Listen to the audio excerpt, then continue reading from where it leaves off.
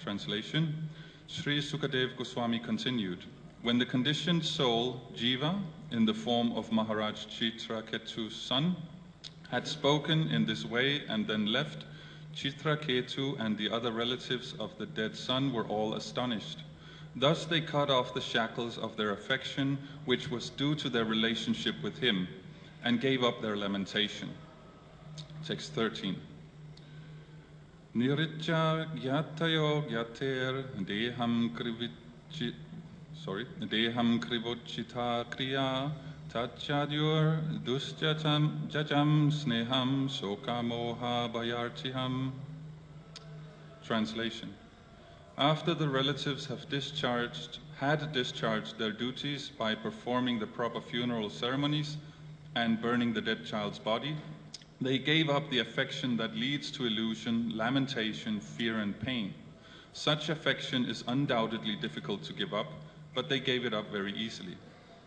Okay, text 14. Balagyo vriditastatra Balagyo vriditastatra Balahaccha hata prabha Balahaccha hata prabha Balahaccha vratam cherur Balahaccha vratam cherur Brahmanayyan nirupitam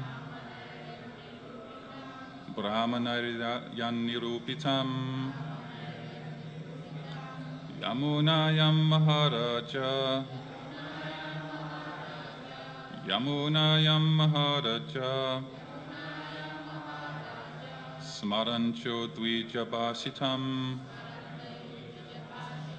Smarancho Dvijabhasitam Balagyo Vriditastatra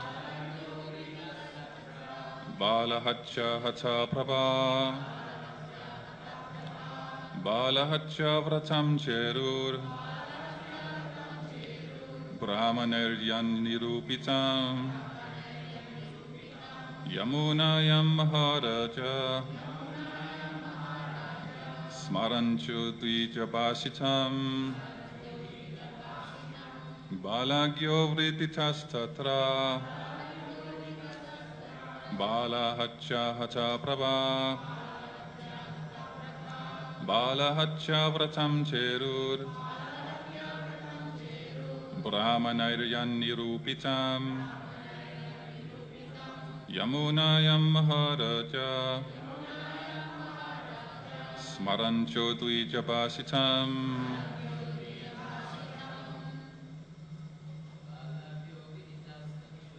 Balagyo Vriditastatra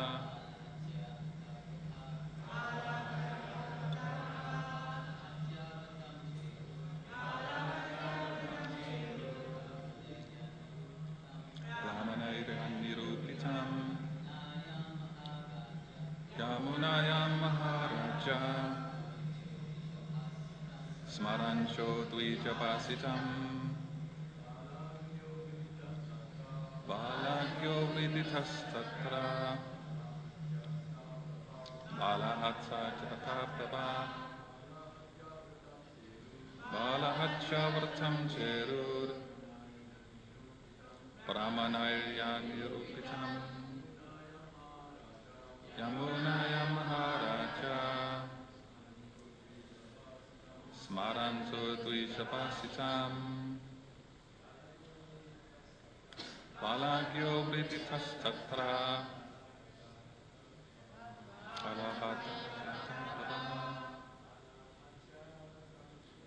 Balahaccha Vratam Cherur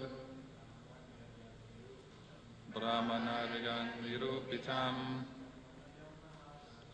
Yamunayam Maharaja Smarancho Dvijabhasitam. Ladies. Balagyo Vriditastatra Balahacha Hatha Prabha Balahacha Vratam Cherur Brahmanaryan Nirupitam Yamunayam Maharaja Smarancho Dvijapasitam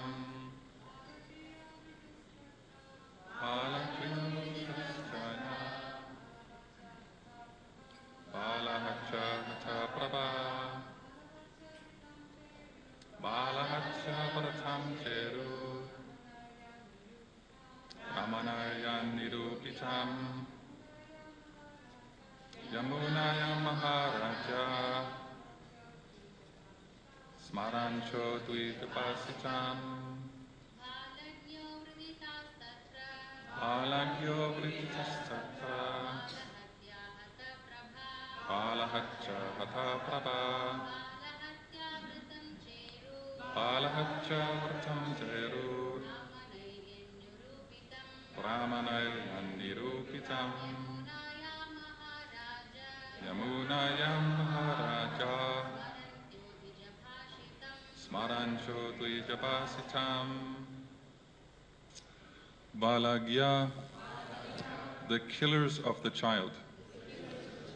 Vriditaha, being very much ashamed. Tatra, there. Balahatya, because of killing the child. Hata, having lost. Pravaha, all bodily luster. Balahatya Vratam, the atonement for killing the child. Cheruhu, executed. Brahmanahi, by the priests. Yat, which. Nirupitam, described. Yamunayam, at the river Yamuna.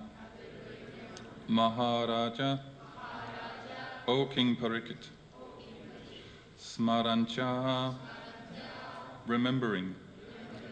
Dvijapasitam, the statement given by the Brahmana.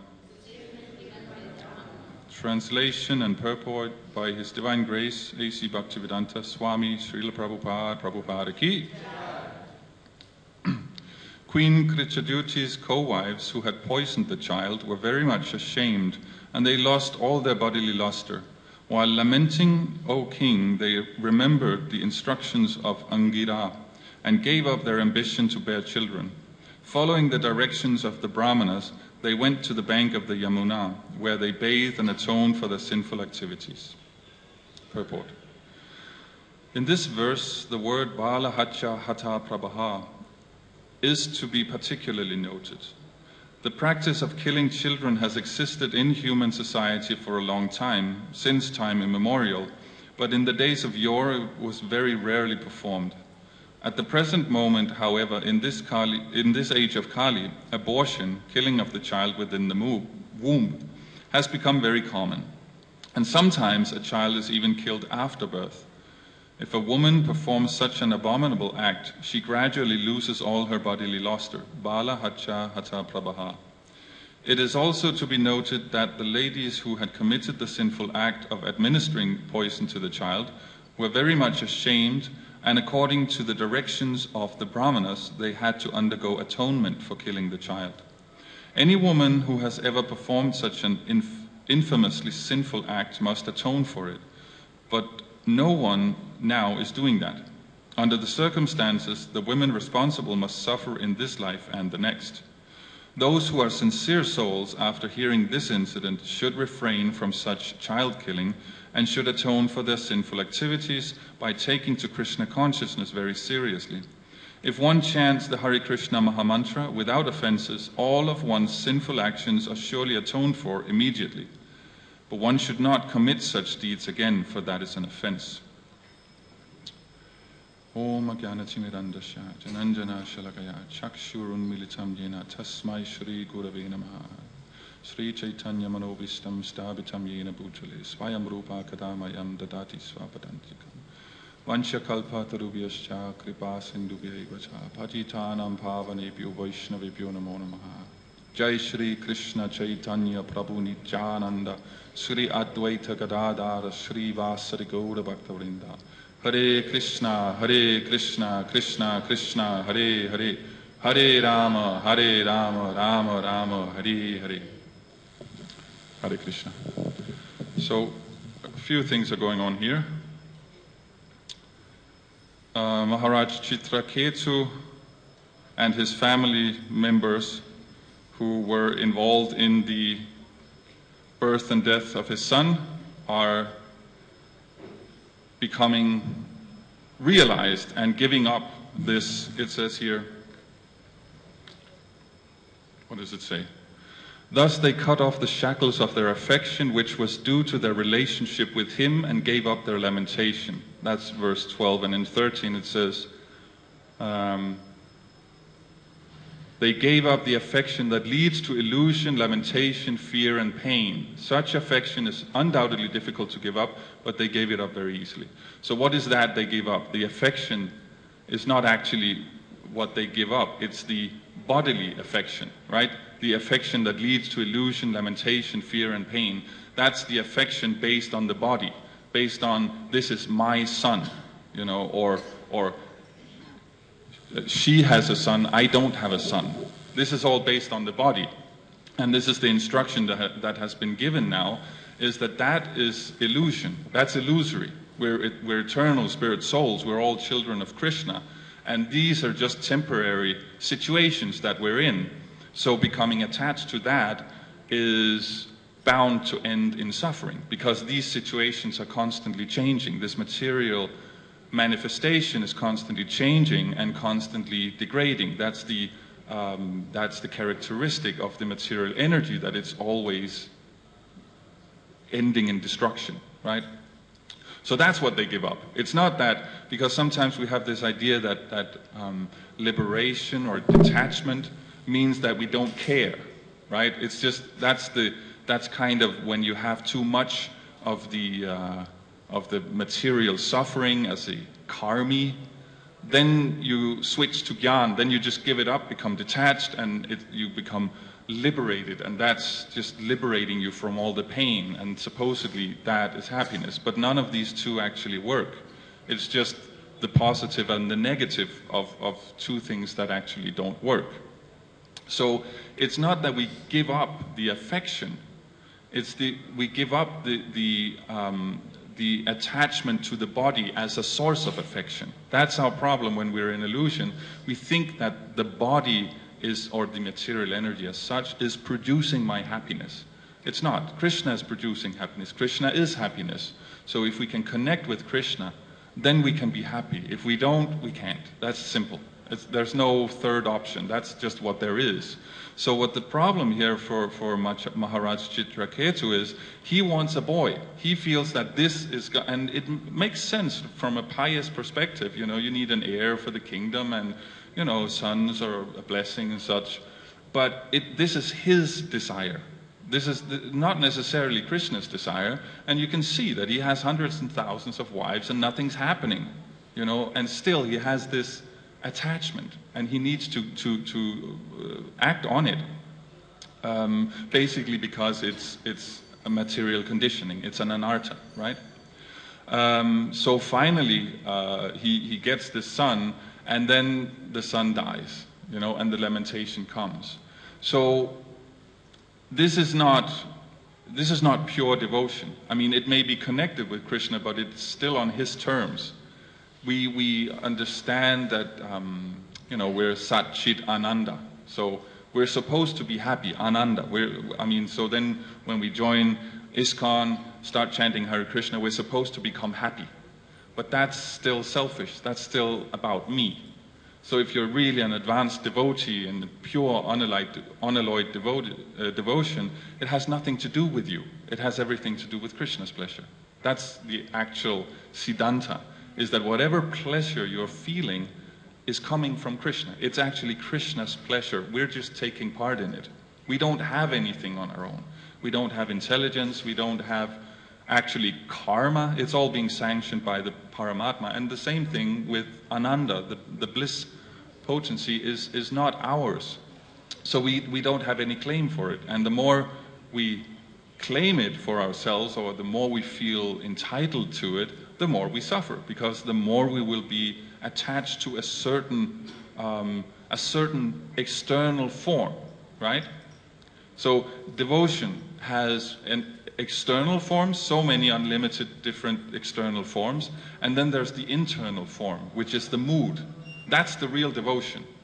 So the expression of the devotion, that's the external forms. So this, what we're doing right now, is one external expression, one external form of devotion, that we're having a Bhagavatam class, we're listening, we're relishing the Bhagavatam.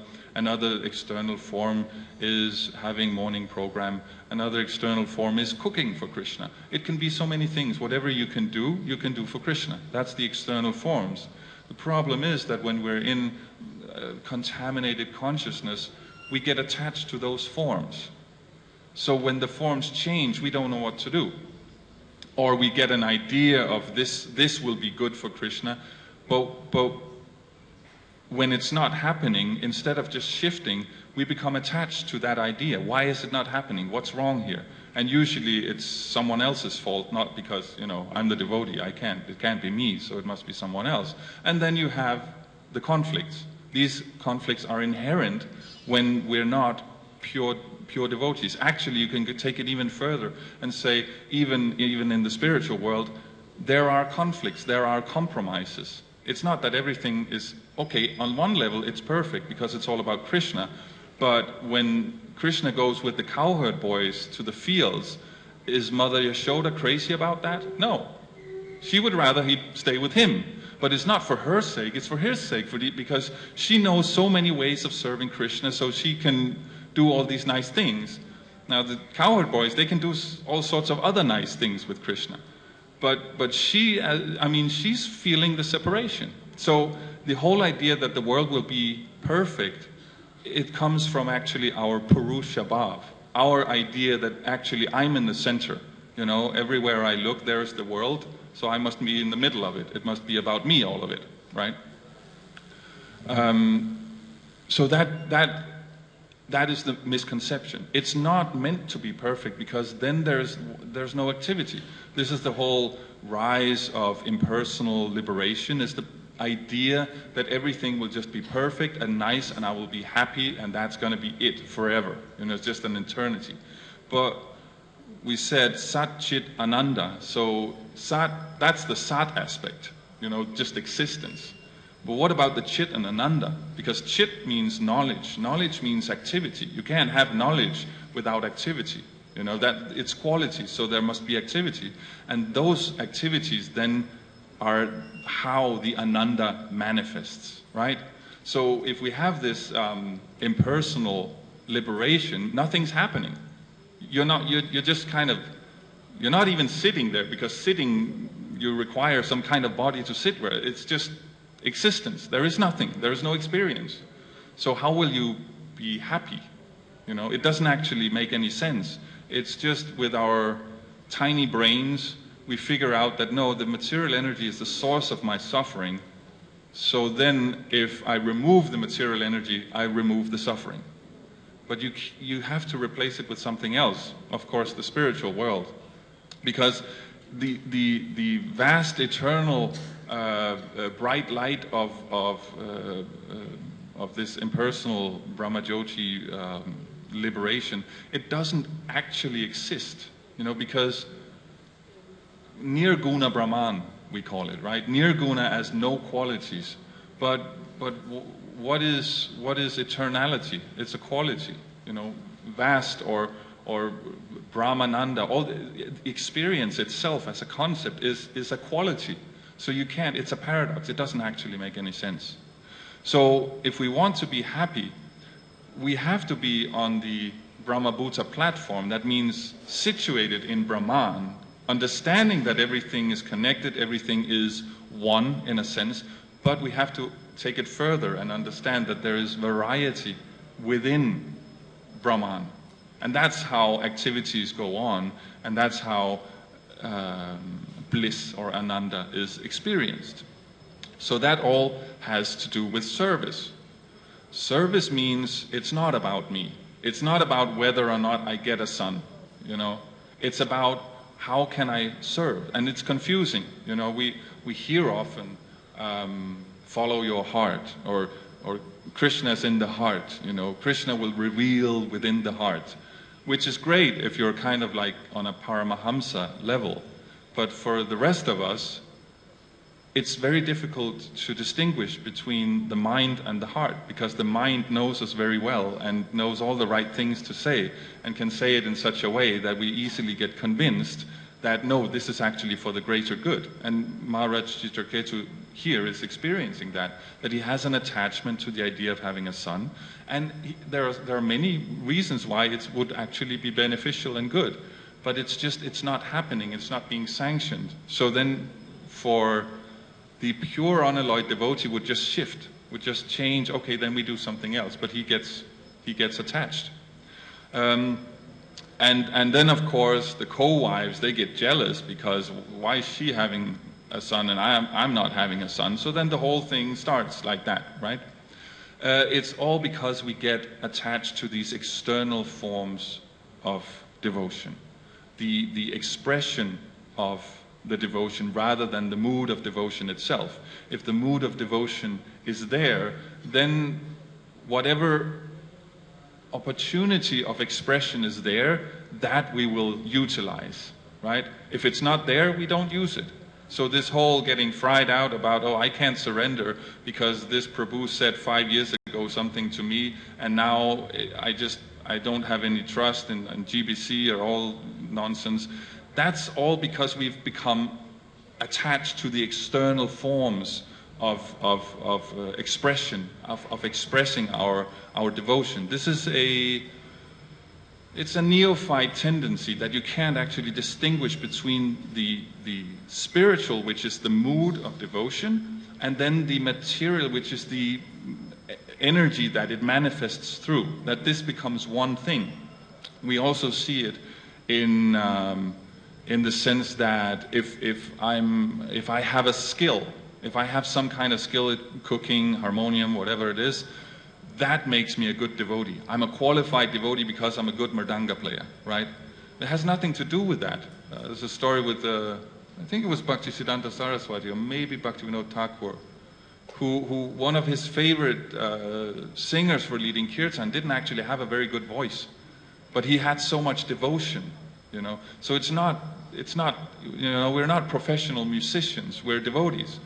Prabhupada is the perfect example. He was expert at everything, but we don't consider him a cook, we don't consider him a musician, we don't consider him an author, even though he's one of the most successful authors that have ever lived. I mean, I think maybe Harry Potter sold a few more, but we're up there, right?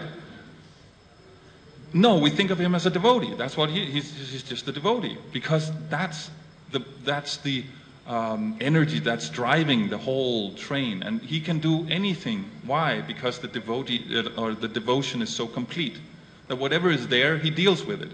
Goes to New York, doesn't really, you know, it doesn't really work with these upper class people. So he goes down to the Bowery. Okay, something's working here. We work with that. It really doesn't matter where he is. He works with whatever is there.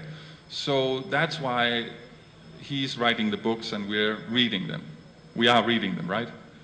Because that's sometimes the problem when we don't distinguish between these things, is we're not actually reading the books.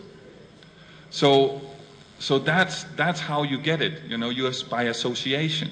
By reading these books, we associate with Prabhupada. By coming to the Dham, we associate with the exalted devotees who are here, and we take on their qualities. Just as in the West, if we associate with people who are there, we take on their qualities. I just came back from almost 8 months in the West, and it was getting tougher and tougher towards the end not to take on these qualities, you know, because that's just how we work. We are dependent. We need to take shelter. We are the most minute of the Lord's energies, so we will take shelter of something. So that's the good news and the bad news. I mean, it's the bad news because there's no such thing as I'm independent, you know. Oh, I'm a Vaishnava, I don't have to care for the rules or something. No, you will care for the rules. It's just the question is, which rules will you care for? Will it be Vedic, which are in the mode of goodness, or will it be kind of mundane, whimsical, arbitrary rules, which are in the mode of passion and ignorance? I mean, drug societies, they have more rules than a Japanese tea party. It's all based on rules. And street gangs, they have a very tight hierarchical system. It's the same principle. It's just in the mode of ignorance instead of in the mode of goodness. So we initiate someone, we have a fire yagya and some prasadam. Street gang in LA initiates someone, they beat the crap out of him and have some beers. But the ritual is still there, the principle is the same, so we can't, the option of not taking shelter is not there for us. So we have to choose intelligently what to take shelter of. And then we've been given the Vedic system here, which is sure to elevate our consciousness, or we can choose based on our samskaras. Many of us didn't grow up in like a Brahmana family, so we can choose that. That's up to us. But the whole thing, I'm independent, that's not an option, right? So, but still, just choosing mode of goodness, that's not enough, because that's what happens often to us when we take to Krishna consciousness, is we become attached to the mode of goodness. And we think that, no, the mode of goodness means I'm a nice devotee, I'm advancing, everything's nice, everybody likes me, I'm not having any heavy reactions, no drinking, no frivolous sex, and so on, and, I'm steady. But, okay, so then you apply it, that's great, but that's still only on the mechanical level. We have to take it to the Ananda platform of connecting with what we know as the Lord's Icha Shakti. His desire. Is it actually for the Lord, or is it just because it's pleasant for ourselves? Because if it's just because it's pleasant for ourselves, then it's still within the material framework, and then we still end up like Maharaj Chitraketu here, with becoming attached to the forms. Does that make sense? That the mode of goodness is a platform from which it is ideal to perform devotional service. It's not devotional service in itself. So just because we're regulated, we're clean, we're vegetarian, all these things, that is not necessarily devotional service. It can be totally, selfish. You see impersonalists super fixed up. I mean, in terms of following Vedic injunctions, they're way beyond anything that we can do. But why are they doing it? So they won't have reactions from the material energy. It's basically for themselves, because they haven't given up this Purusha Bhav, this idea that I'm the controller, I'm the enjoyer. So it's still selfish.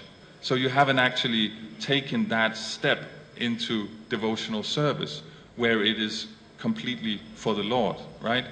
So the Lord has these energies, Icha, Kriya, and Jnana Shaktis, and we should connect with the Icha Shakti, which is the desire Shakti of the Lord, the energy of his will, his desires for pleasing him.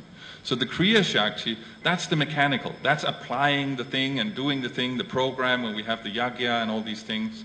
And then Jnana is just the more Brahman aspect of it, the existence of it, and all the paraphernalia and all these things. But if we don't take it to that Icha Shakti, then it's still material. It can be nice material, nice demoniac, but it's still demoniac. If we want to be blunt about it, Gita says you have two types of people, demons and demigods. So that's where are you going? And that is determined by where is the, you follow the desire. Does it end in Krishna or does it end in yourself, right? So it's explained that you have Purushartha and Kratvartha, right? Kratvartha is a temporary goal, and a Purushartha is the ultimate goal. So the ultimate goal should be Krishna, not sense gratification, not liberation, not prosperity, not dharma, Krishna, right? There's no room for any mix here, ultimately. And the Kratvartha can then be anything that you use to get there. That can be all this dharma, artha, kama, moksha stuff, So you need to engage the senses to make things happen. You need some knowledge in order to make it. These are all temporary things. We shouldn't at any point think that, oh, if I'm dharmic, that means I'm elevated or anything. No, it's better than being adharmic in terms of connecting with the Purushartha, connecting with the desire of Krishna. But on its own, it's completely useless. And at best, at worst, it's very destructive. We see Hiranyakashipu, I mean, the greatest demon ever. He was very pious. I mean, he was much more pious than we can. I mean, totally self-controlled, and the sacrifices he was doing. But his Purushartha was not exactly right, and that's why it didn't really work out for him. So that's actually how you can see if you're on the right track, is if you see what are my temporary goals and what are my ultimate goals. So you see a Mayavadi, they will worship the deity. They will do deity worship, but they do it for impersonal realization. So that's their Purushartha. Their ultimate goal is lower than the tool they're using to attain it, you know, because worshipping the deity is connected with Anandamoy, with Krishna consciousness. And liberation is connected with Vijnanamoy, which is just realization of the soul as distinct from matter. So it's a level below in terms of levels of consciousness. So you're moving in the wrong direction. You're moving down, actually, towards hell. You know, and you can go further down. You have Dharma, which is basically now your material. Then you have Pranamoy, which is extended sense gratification, the mind, the attachment. And then finally you end at the bottom, which is Anamoy, which is just animal consciousness, just based on sense gratification. Can I eat it? Can I mate with it? Can I kill it? What can I do to make myself happy? And in that way, we can see that whenever things are not going well, is because they are using a higher level of consciousness to acquire a lower. They're explaining, like we had the example before, I can't surrender because this Prabhu did something, you know, some years ago. That means that I'm using Dharma to relieve myself of, you know, my frustration. So you're using the third level of Jnanamoy to justify your second level of consciousness. Does this make sense, or is this confusing? Yeah, so you're using something higher to justify that you're on a lower level. That's basically demoniac. What you want to do is, you engage the senses, you become attached to whatever activities you're performing, so you just follow Prabhupada, then you become attached to elevating activities, and you develop your intelligence by studying scripture, and you meditate so you separate your consciousness from the material identification, and finally you do it all for Krishna. Then everything is engaged. That's the beauty of it. Like with the impersonal liberation, you're removing everything. So there's nothing there. That's why it only deals with the sat aspect. That's why it doesn't work. You know, you get frustrated. You're sitting there. If you're a Mayavadi, the light is on. If you're a Buddhist, the light is off. That's basically the difference. And how long are you going to sit there? You know, that's whenever, you know, you've had such a hard day and you come home and you sit and you can relax finally. Oh, now I'm happy. But for how long? You know, you sit there and then you get bored. You take up a book, maybe you listen to a class, you eat something. Activity must be there. So only if we engage in Krishna consciousness, in devotional service, then everything will be engaged. Then we will not be attached to these external forms, but the external forms will be tools we use to serve Krishna, to please Krishna. And when Krishna is happy, everyone's happy. You know, that's the point, that if we please Krishna, we will always be happy. We can see that. It's very easy to see some of these advanced devotees who are in Mayapur, in our movement in general. The symptom of their advancement is they're humble and happy, right? There's no false ego about position or anything. They're just happily, humbly serving. So this is what happens if you actually achieve this connection with the Icha Shakti of the Lord. If you actually connect with Krishna and you are actually able to do these activities thinking of His pleasure, then everything and anything becomes possible. So that's very nice. So the problem is that we become attached to the external. We've been in this material world for a long time, and this material world is about externals.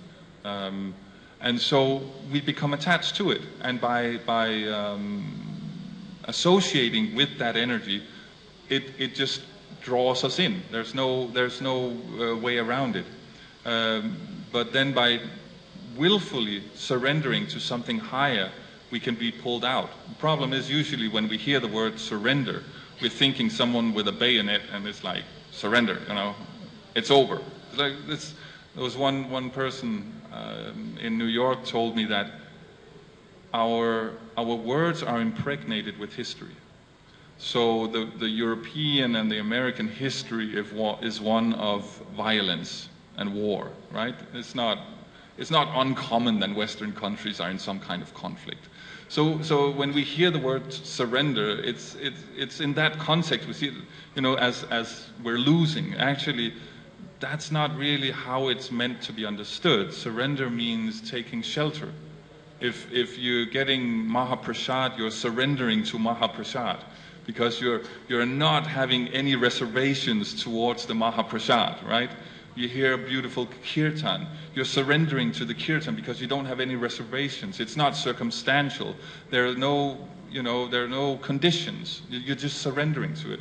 So that's what we mean, that we should understand that Krishna is the supreme shelter, and we can always surrender to Krishna and be saved by that.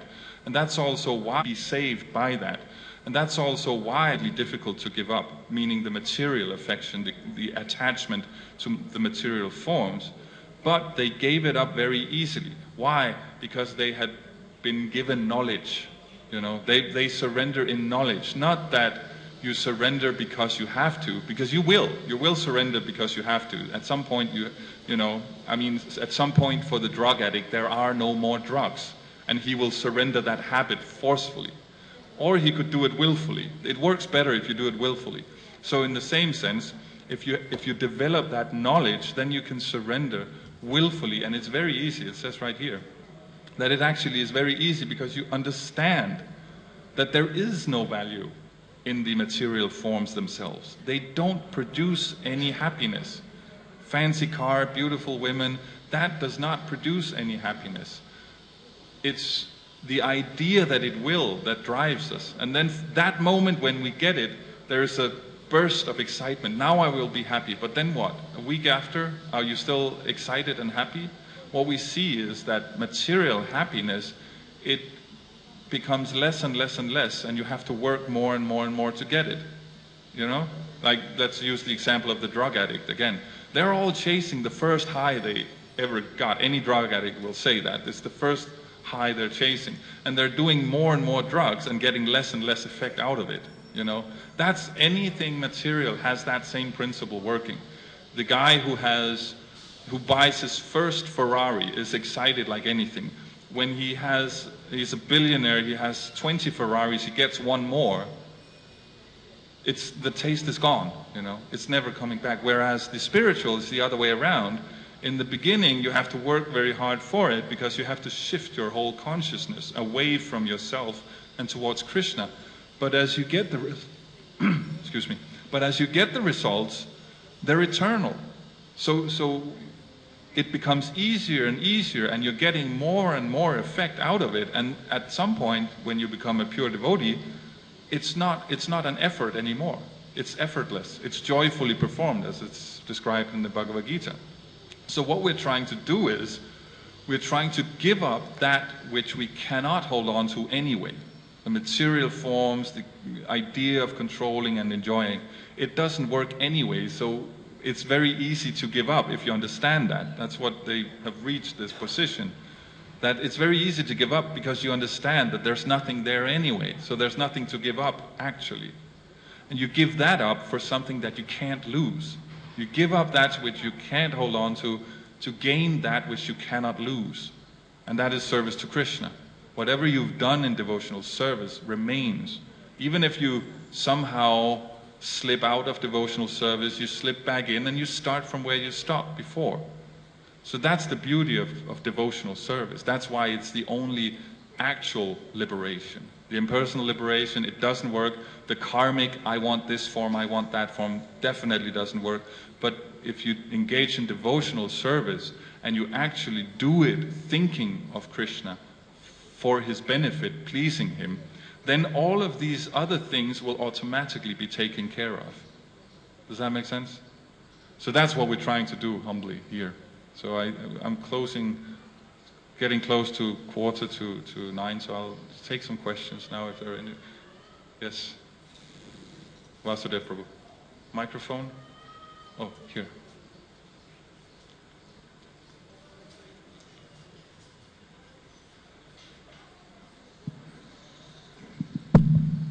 Thank you, Prabhu.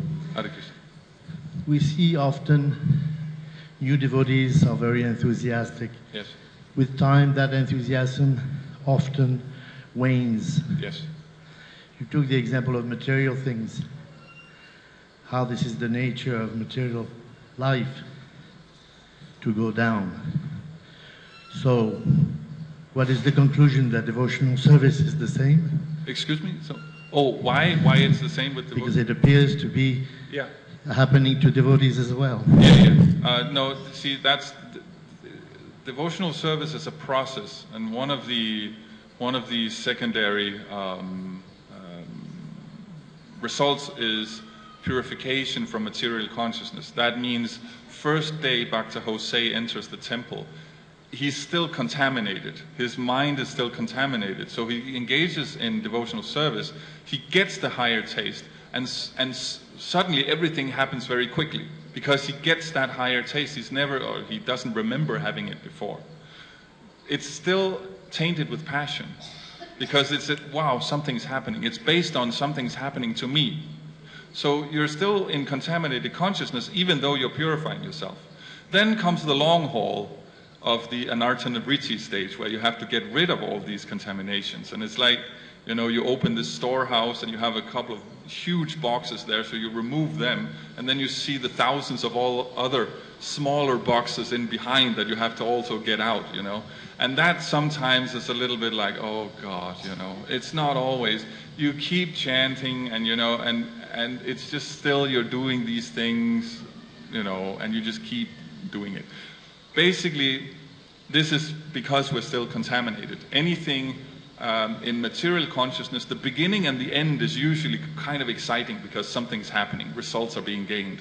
But the middle is usually boring. That's like, creation, maintenance, and then destruction. Maintenance and creation and destruction we can understand because material consciousness is on the lower modes. But the maintenance for us, it's kind of boring because it's just the same thing over and over again. But we have to look at it in a bigger perspective, that we've been here for millions of lifetimes. So 30 years of anartha-nivritti is not actually a long time. It's actually an extremely quick process. We're impatient because we want everything yesterday, But that's because we're materially contaminated we have this passion in us. We just want results now. And that's not how it happens. In fact, you can even say that your ability to let go of that result for yourself will determine how quick the result will come, because that is the result. Letting go of that tendency is the result you're looking for. Does that make sense? So, keep chanting, and we're doing great, all of us. It's super quick. What is one lifetime? It's not. It's nothing. Is that okay? Yes. Do you have any suggestion of some examples that would be obvious to show how the process is different, the evolution is different from the material process of going down, decay? What you said about a whole lifetime is nothing, that is still on the basis of faith, but if we're preaching to non-believers, we need to convince them that this process is different than what they're used to, and things are increasing rather than decreasing. Okay, so in terms of preaching to non-devotees, I usually just, see, this is the... Convincing ourselves as well. Not That's one thing. That's like 90% of it. If you're convinced, they will be convinced. A materialist is dealing with people who are trying to convince themselves all the time. You know, there's always the actual person and then the person they're trying to portray. So if you're actually convinced, if you actually... Faith is good, but realized faith is better. I mean, on the level of actually realized knowledge is better. You know, because then there's no difference between your external and your internal self. It's just, you're just like Prabhupada. He was just saying this is what it is, you know. I remember for myself, one of the things I was most impressed by with Prabhupada, one thing is that it made sense, but the way he just said it so matter-of-factly, because he had realized it. He wasn't trying to convince me. He was just letting me know this is what it is. So that's 90% of it. The rest of it is start where they are. A materialist always wants something. They always have a plan of how to become happy, because materialism means you're not happy. So there's always something you want. There's always something you're saying, this is going to make me happy. You start there and you just explain how that connects to Krishna. Does that make sense? So like here, you talk about family. Yeah, okay, family, great. But how about the idea that the whole world is actually our family? We're actually related to everybody. Not that you have to love your personal family less, just that everybody else is also very valuable. And you can actually have very nice, close relationships with them also. A family person will be listening to you if you approach it from that angle.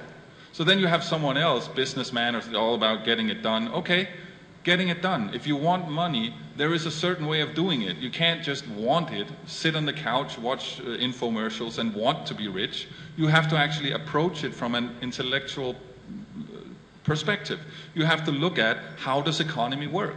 Okay, so that's basically what the Vedas are for the whole universe. It's just the manual of how everything works. So now the businessman will be listening to you, because he will be thinking, oh, maybe I can get something from this. So wherever people are, that's where you start. You just connect it to Krishna, and then they're interested. Does that make sense? Jai. Okay, Hare Krishna. Prabhu, you had something? I think someone here.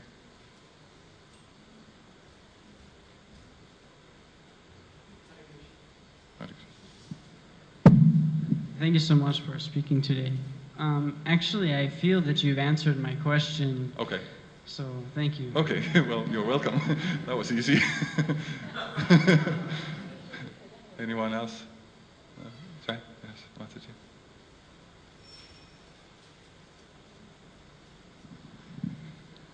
Hare Krishna. Hare Krishna. You mentioned that if we are happy, it's because we are connecting with Krishna. If we don't connect with Krishna, then we are not happy. Yes. Then materialistic persons who may not even considering to think about God or Krishna, yes, they also get some happiness, yes, and they can yes, at all see the link. How can you explain yes. that? Yes. I mean, two elements to that. The first element is what we described before when you get the Ferrari. That it's not actually happiness. It's the idea that I will be happy when I get the Ferrari. Then you get it, and then you think, now I'm happy. And then afterwards, it's not actually there. So there's illusory happiness. That's one thing. Another thing is that everybody is connected with Krishna, whether they want it or not, or whether they realize it or not, they are. So let's take the businessman from before. He's serving Krishna indirectly because he's serving the rules Krishna has laid out for economy. That is pleasing to Krishna. I mean, you're doing things properly. He's getting up half an hour before everyone else, gets off work 1.5 hours after everyone else. This is what the pious Indian community in England and USA are doing. That's why they're millionaires. They're just getting up a little earlier. They're just being honest about their work. They're spending less than they have. I know it's a pretty far out concept for us Westerners to spend less than you have. And they are becoming rich. They are pleasing Krishna by that. They're not pleasing him as a person in the sense that they're doing it for him. That means the quality of their happiness is much, much lower. Much lower. But it's still there. They're still serving him because they're following the rules. You know, and that, I mean, the smoker, he's following the rules for suction and fire, you know, otherwise it wouldn't work, you know. So even then, even though it's wrapped in heaps of ignorance, he's still following, you know. So something is always there. So you just start from that, and then you build, and then suddenly Krishna's there. So does that make sense? Okay, Jai, thank you. Jai Prabhu, Ikshako? Yes, internal and external forms of practice. Yes.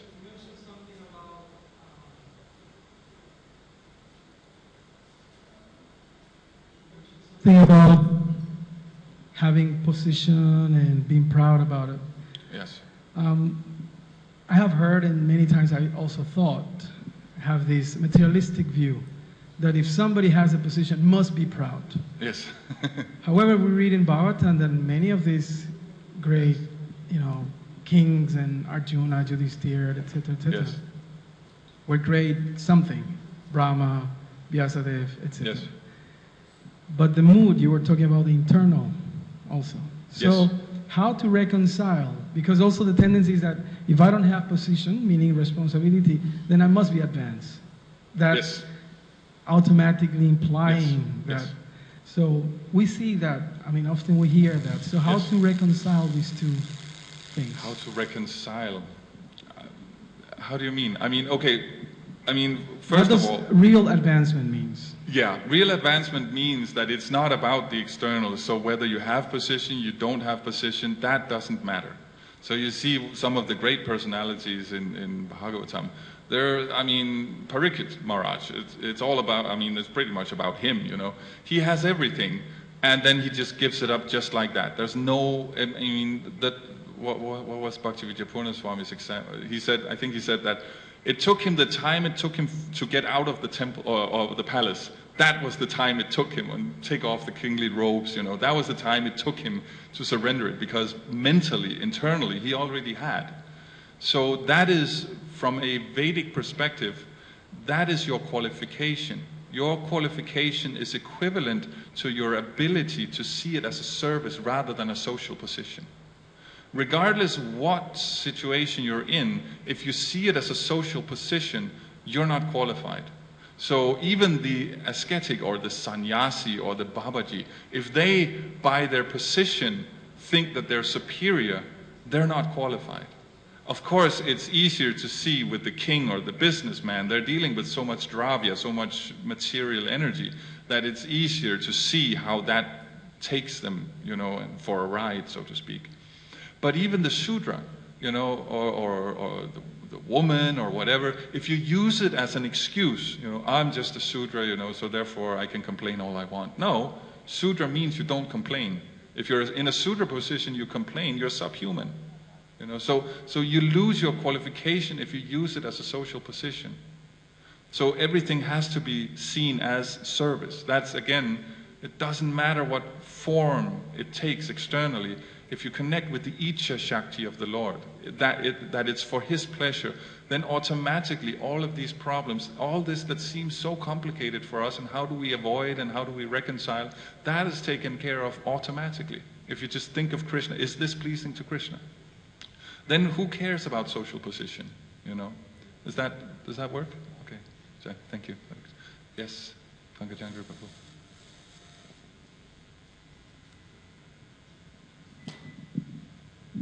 In the beginning, you spoke about the not being attached to the form of service. Yes. But what is the harm if you're attached, you're performing service, and you're attached to that service, but that service is, you know, it's part of the you're doing increasing the Sankirtan movement. What is the problem with being attached? It's not a problem of being attached because we are attached. That's just what we are. The problem is that when it changes, because everything is always changing in some way, if we take the form as more prominent than the service mood, if we in that sense become attached to that form, thinking this is the devotion, then we lose sight of actually Krishna. Instead of devotional service, it becomes piety. Because if we're attached to a certain form of devotional service, there's some piety in it, right? Pious just means what Krishna likes. But when we look at it as piety, we're forgetting the personal aspect. Does that make sense? So then it still it's at least to a certain extent about ourselves. That I like to cook. I like giving Bhagavatam class. I like this, I like that. Instead of thinking, okay, why am I not able to do this service now? What is Krishna trying to explain? Or what is he trying to do to me? It could be he's just teasing, because it's always fun to see someone. That's what people who love each other, they always do. They always tease each other, because it's fun to see how you overcome those obstacles and actually do the service anyway or something. It could also be that he's saying, maybe it's time for you to do something else. You've been in the temple 15 years and you're still washing pots. Maybe you should try and read a book once in a while. So it can be different things. And for us to understand that, we need authority. So Krishna sends the devotees, he sends Guru, he sends the Vedas, and according to Guru, Sadhu, and Shastra, we should be able to use our intelligence and figure out what is it that's going on here. Because like you say, what's wrong with being attached? Nothing, because that's how we are made. That's how Krishna made us. He made us attached. There is no detachment. So it's just, what are you attached to? If you're attached to Krishna as a person, then everything will work out. You'll still be frustrated like anything. The gopis are often frustrated, but it will all be connected to Krishna, so it'll all work out. If you're attached to the forms, the dravya, Krishna's energy, if you're worshipping the energy rather than the energetic, then you will always be frustrated. It's just, it's just a matter of what forms your frustration will take. So that's the. Does that make sense? That's what we're trying to do. So Guru, Sadhu, Shastra is the easy answer, right? Thank you. Is that okay? But the service rendered with attachment, that's worthwhile. That's worthwhile. What you've done, that is worthwhile. Yes, absolutely, absolutely. Any service rendered is rendered with some form of attachment. There's always some attachment. It may be different. It may be the attachment of, I want to please my guru. It may be the attachment of, I want to have a nice life. I want to purify myself. There are different ways we can be attached, but there will always be an attachment, because that's what motivates us to actually act, right? So the more that we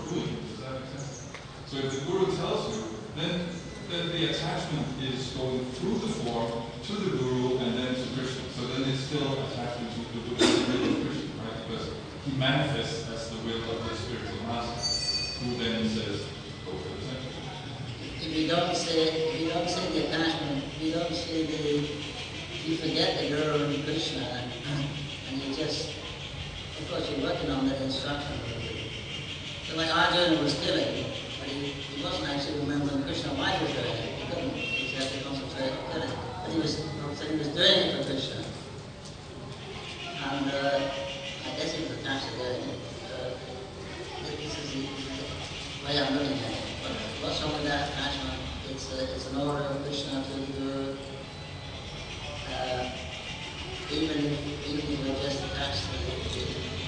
Is that? There's nothing wrong with it. There's nothing definitely, I'm not going to sit here and say there's something wrong with it. Because the order comes from Krishna. The instruction comes from Krishna. It's not, Arjuna, he was on the battlefield, he was looking at it and saying, this is not worthwhile. Right? And then Krishna says, you're a fool. This is your nature, this is the way your attachments work. You're not going to go to the forest and just be peaceful because you're attracted. This is the situation you're in. So that will not work. So you do that and you do it for me. Okay, so then the instruction has been given. Then he does it, and then as it plays out, you're right, he has to focus on the forms it takes, the actual battle. But the instruction has been given by Krishna. It's not something he came up with. No, because he has all the pious, the pieties on his side. You can say, no, this is not right, we're supposed to have a kingdom. But if that was the case, then it wouldn't actually be pure religion. Is that okay? We always get attached to what we're feeling. That's just how it works. But we have to make sure we can trace it back to Guru's instruction. But the service is good, the service is spiritual. What you've done is, but if you don't see the connection with Krishna, then your progress is not much.